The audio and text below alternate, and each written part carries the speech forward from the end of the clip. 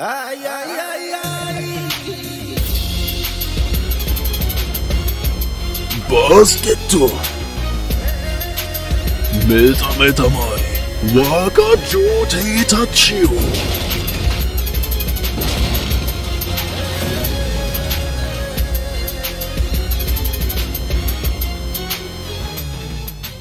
Hi, how's it going, y'all? I'm Euclidean Vision, and I'm as shocked as you are. This is exactly the kind of little surprise that Overwatch needed at present, and while it's certainly not perfect, Bastet manages to provide some decent world building and substantial character development, while also somewhat progressing the overarching grand narrative. Nice! Continuing their storyline from the end of the Old Soldiers comic, Bastet follows Anna Amari and Jack Morrison as they escape the scene of their brawl with fellow dead person Gabriel Reyes. With Soldier 76 passing out from his wounds, he is cared for by Anna and the two are able to recuperate in the necropolis. From here we learn that they both have some personal issues to deal with regarding the manner in which they accomplish their goals. Anna has no faith in herself to do anything of real note and has no idea how to do so properly anyway. Jack knows what he's got to do, but he's doing it for all the wrong reasons and is kinda throwing his life away in the process. They both sorta did die to an extent. But, with a bit of emotional support and the occasional drugging, they both come to help resolve each other's conflicts. Jack reminding Anna of her decisiveness and the meaning of purpose, and Anna reminding Jack of the importance of pure motivation and his own resolve to fulfill his duty. Anna dons a new kitty mask, Soldier reminds us all how badass he is because he fucks men, teasers get thrown around like confetti for all our favourite ladies, and Hakeem gets off-screened. Good riddance, because the short story ends with our intrepid old queens heading off into the sunset, either to rejoin Overwatch or to skip all the kerfuffle and just go fight Talon themselves. So that's a very basic rundown of Bastet, but is it actually any good at doing what it tries to do? I'm going to be judging the story on 5 different categories. Prose, the writing style, the isolated plot of Bastet itself, how it affects and relates to the overall plot of Overwatch, the strength of the characters and of the themes. And I'll be awarding marks out of 5 for each category to give a final total score out of 25 that through some complicated arbitrary maths will suddenly become a score out of 10, kinda. So, let's start at the beginning. For this first section, as we discuss the writing style of Bastet, please bear in mind I'm not an accomplished writer or a literary critic. I'm just going to pass comment on how it feels to read and any points I can notice. So the opening doesn't get us off to the best start, overusing the past perfect tense where everything had happened. It sort of clutters the reading space, creates like this distanced temporal sense and just removes any sense of tension. While this is somewhat fitting for a segment we've seen before, it does kind of highlight Overwatch's persistent over-reliance on the audience's knowledge of the existing media, and it really makes that opening page feel really clunky to read. So while the core conversations of the piece that make up like the middle section are full of character development and some great moments of both distinct and nuanced characterization, the manner in which they are displayed often doesn't feel particularly emotive, instead feeling rather clinical or just like purely informative. There's also very little action used to contrast or frame these pieces of dialogue. The majority of the middle section is largely conversational, with Soldier's reveal being one of the stronger moments, as his stack of photos actually serves as like an emotional anchor and a logical point of progress for their discussion to follow. On top of this, the attention given to some seemingly innocuous details can often serve to dilute the reader's immersion, especially when they're displayed as like largely superficial. Some sections even end up being predominantly devoted to world building or new story threads, rather than focusing down on the characters present. This has its merits and its flaws, but is largely balanced out by character pieces and plot progression, so isn't problematic on the whole. So despite these shortcomings and the downright appalling execution of the ending, the writing style largely serves its purpose to facilitate the presentation of situation, character, and emotion. Both of Jack's blackouts especially are well implemented through the flow and pacing of the narrative, and the dialogue between him and Anna does feel really naturalistic, yet strongly and familiarly characterized. But, as mentioned, the ending is terribly executed. Once the required character growth is made, a week passes, things have happened, insert payoff here. It is as abrupt as the ending of this section. 3 out of 5, and that's possibly me being generous. So looking at the isolated plot of Bastet alone, there's minimal tangible plot. This is a far more character-driven narrative. And Bastet does serve that purpose at least. It offers some great insight into the characters of Jack and Anna, but that can make it a bit of a dry read in terms of like the flow of tangible events. The pacing is largely consistent, developing each progression of Jack and Anna's ideological conflict gradually so it can be explored naturally, but this conflict basically resolves itself with minimal supporting occurrences and so can feel somewhat contrived. Speaking of contrived, as I've already sort of brought this up, the antagonist of Bastet is, at best, a barely present plot device. Hakim is expanded on to some extent near the beginning, never actually features properly themselves. We see them, but they don't do anything. We really don't see any of the effects we're told that he has on Egypt, and at the end he's disposed of in a time skip. He is a shallow plot device. That's okay to an extent. I'm glad that his character wasn't expanded on too much and that he kind of was a plot device. It means there's less messing around, further confirms that we can have a decent supporting cast within the world without expanding them beyond their needs. But the execution of the conclusion was so shallow and just skimmed over that it kind of cheapens Anna's character growth and the weight of the symbol she leaves behind. For that matter, Cairo and Egypt's dependence on Bastet, or visible effects that Bastet had, would have really helped to make Anna's persona change tangibly mean something to the story, and therefore more so to the audience. So for the pretty meagre tangible narrative and its rather awfully executed conclusion, Bastet's plot in isolation gets 2 out of 5.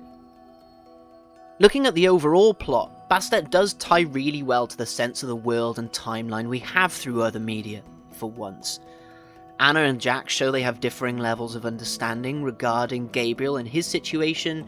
We get confirmation about Jack and Reyes' ex-loves.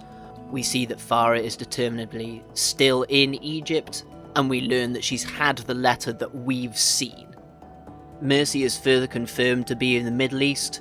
We get far more suggestions about who Sombra has been talking to, and we get it revealed how much of an effect Overwatch has had on Egypt through their interference with the Anubis God program.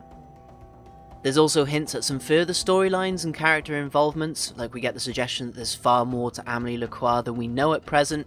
We get to really see the extent of Sombra's connections. We learn that Reaper definitely does have a family, and that Dr. Hamid Faisal certainly knows either Overwatch or Anna herself directly. There's also the possibility that the Bastet mask has been left behind to be used by another person in future. No obvious guesses about who that is, but you know. And so possibly the most important or impactful piece of knowledge we get comes at the end of the penultimate paragraph, where Jack says we need to pay a visit to some old friends.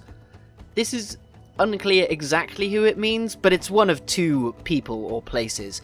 This is Jack and Anna mobilizing for either the recalled Overwatch or directly for Talon, and this has huge implications on the overall plot that we actually have a decisive outcome and a set goal for these characters. Talon does seem to be the more logical outcome based on the rest of the story, but the phrasing of the line could suggest either that he means Reaper and Moira within Talon, or the recalled Overwatch members.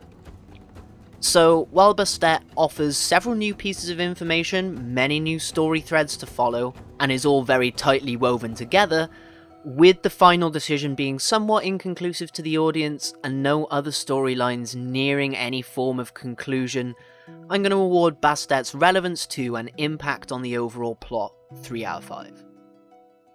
As I mentioned that Bastet is a particularly character-driven narrative, this section is going to highlight that particularly.